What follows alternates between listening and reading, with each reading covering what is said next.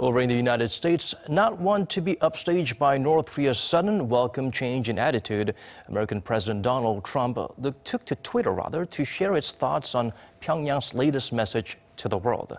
Fixated on the part of Kim Jong Un's New Year's address about having a nuclear button on his desk, the outspoken commander-in-chief responded in his now customary, unconventional fashion. Jung-hwan shares with us his remarks.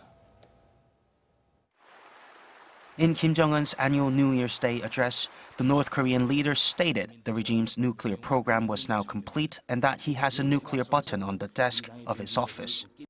U.S. President Donald Trump took to Twitter to respond to the address.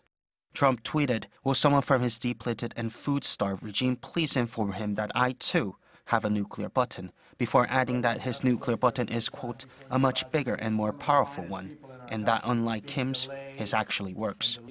The North Korean leader Kim Jong Un took a different approach towards South Korea in his New Year's speech, declaring his wish for peaceful resolution with the South and offering talks about sending a delegation to the 2018 PyeongChang Winter Olympics next month. But some U.S. officials were rather skeptical of the sincerity of Kim's remarks.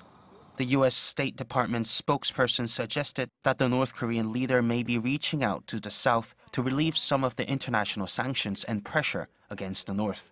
We are very skeptical of Kim Jong Un's sincerity in sitting down and having talks. Our policy hasn't changed. The South Koreans' policy has not changed, that we both support a denuclearized Korean peninsula.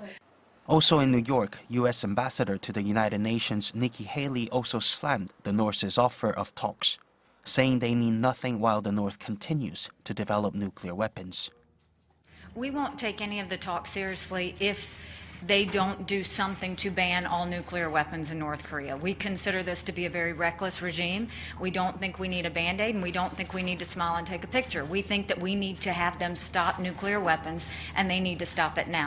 U.S. National Security Advisor H.R. McMaster also said in an interview with Voice of America on Tuesday that Kim's speech has a clear purpose: to disrupt the South Korea-U.S. relationship, and that Pyongyang's continuing development of weapons of mass destruction remains a concern. And the White House Press Secretary Sarah Sanders said on Tuesday that the U.S. will continue to put maximum pressure on North Korea to force it to abandon its nuclear weapons program. Jung-hwan, Arirang News.